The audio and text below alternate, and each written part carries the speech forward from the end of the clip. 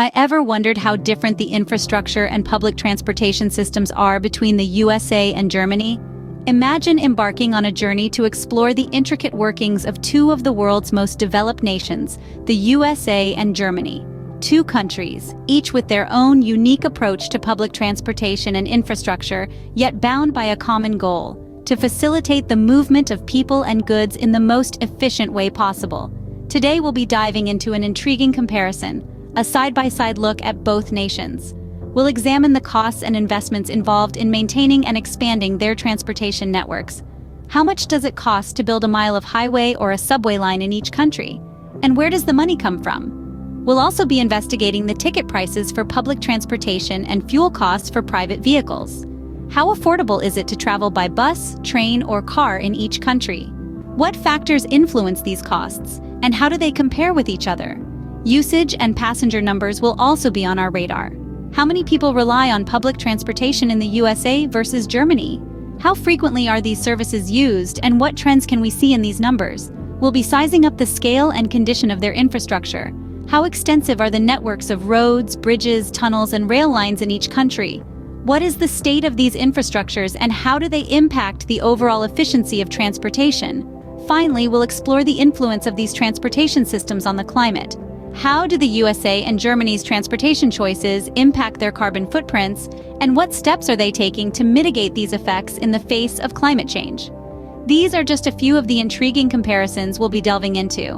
We promise you an insightful journey that will shed light on the fascinating world of infrastructure and public transportation in the USA and Germany. Stay tuned as we delve into these intriguing comparisons. First off, let's talk numbers. The financial aspect of public transportation can reveal a lot about a country's priorities. In the United States, public transportation is often seen as a service for those who can't afford private vehicles, leading to less investment. The country spends about $50 billion annually on public transportation infrastructure. Germany, on the other hand, views public transportation as a necessity for all citizens, regardless of income. They allocate a whopping $100 billion each year towards public transportation infrastructure. This significant investment results in a more extensive, efficient, and well-maintained network. Interestingly, both countries have similar costs when it comes to ticket prices and fuel, despite the difference in investment. This is likely due to subsidies and pricing strategies aimed at making public transportation affordable for all. Clearly, the approach to funding and investing in transportation infrastructure varies greatly between these two nations. Now let's move on to how these costs affect the average citizen. Ticket prices and fuel costs, anyone? In the United States, ticket prices for public transportation vary widely by city, but on average, a monthly pass costs around $75. Now, if we hop over to Germany, that same pass will set you back approximately 60 euros, which, given the exchange rates, is quite comparable. But what about those who prefer to drive? Fuel costs paint a different picture. American drivers enjoy significantly lower fuel prices compared to their German counterparts. The average American pays about $2.50 per gallon of gasoline, while in Germany, drivers shell out roughly €1.30 per liter. That's equivalent to almost $5 per gallon. These differences in cost have a significant impact on the choices people make about how they commute, travel, and live their lives. It's evident that the affordability of public transportation is a major consideration in both countries. But how frequently do people actually use these systems? Let's look at usage and passenger numbers.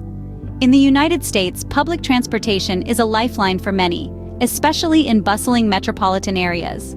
Every weekday, millions of Americans ride buses, subways, and trams, with the American Public Transportation Association reporting an estimated 8 billion passenger trips annually. On the other side of the pond, Germany's public transportation system is also a critical cog in the wheel of daily life.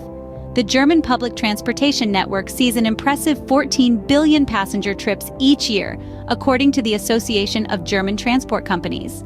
These numbers don't just represent people moving from point A to point B.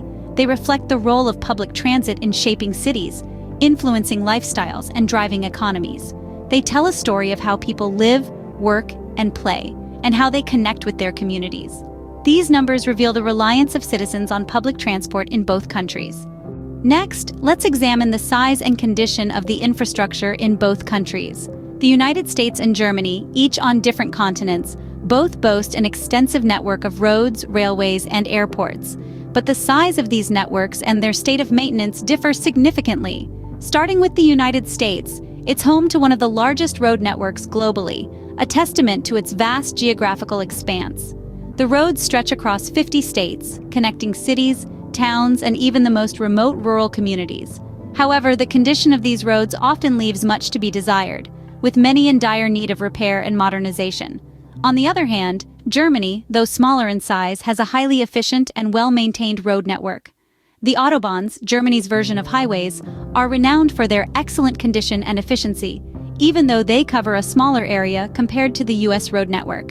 Shifting gears to railways, the United States has an extensive freight railway system, but its passenger trains don't enjoy the same level of utilization. The condition of the railways is a mixed bag, with some regions having modern, well-maintained tracks, while others suffer from neglect. In contrast, Germany's railway network is one of the densest in the world, with both passenger and freight trains sharing the tracks. Regular maintenance and modernization efforts ensure that the condition of these railways is top-notch, leading to efficient and timely service. Airports, too, show a marked difference. The United States, with its numerous international and domestic airports, handles a larger volume of air traffic. However, the condition of these airports varies widely, with some boasting state-of-the-art facilities while others lag behind. Germany, despite having fewer airports, prides itself on their modern design and efficient operation. Regular maintenance and upgrades ensure that they remain in excellent condition, matching, if not surpassing, global standards. The size and condition of the infrastructure certainly have a significant impact on the efficiency of public transportation. Finally, let's consider the elephant in the room: the impact of these systems on climate change. The public transportation networks in both the United States and Germany leave significant carbon footprints, contributing to our global climate crisis. However, both countries are taking strides to mitigate this impact. In the United States, electric buses are increasingly replacing their gas-guzzling counterparts, while high-speed rail networks are being considered as a greener alternative to domestic flights. Across the pond, Germany is a trailblazer in sustainability, with a vast majority of their trains running on renewable energy. While these measures are a step in the right direction, they are but a drop in the ocean. More drastic changes are needed to significantly reduce the carbon emissions from public transportation. Policies encouraging the use of public transport over private vehicles, investment in renewable energy sources, and the development of energy-efficient technologies are just a few possibilities. It's clear that both countries have a role to play in addressing climate change through their transportation policies. So, what have we learned from this comparison? Well, let's recap. We've explored the complexities of public transportation infrastructure in the United States and Germany, and found some striking contrasts and shared challenges. In terms of costs and investments, we've seen how both nations allocate significant budgets to maintain and enhance their public transport systems.